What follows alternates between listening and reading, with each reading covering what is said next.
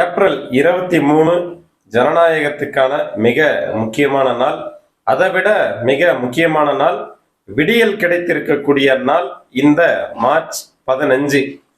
சாதாரணமா ஒரு சளி தொடங்கும் போது நமக்கு ஒரு சாதாரண சளியா தெரியும். அதோட தாக்கம் அதிகமாகும் போது மிகவும் கஷ்டத்துக்குள்ளாகும்.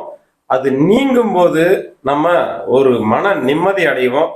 அந்த மாதிரியான நிம்மதி தான் இன்றைய நாள்.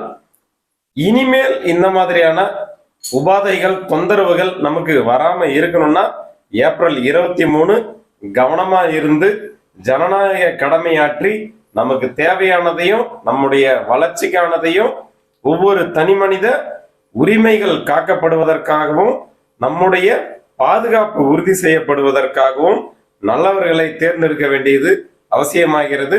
தவறாமல் நம்முடைய கடமையை செஞ்சு நல்லதொரு ஆட்சி அதிகாரத்தை உருவாக்க வேண்டியது நம்முடைய கடமை.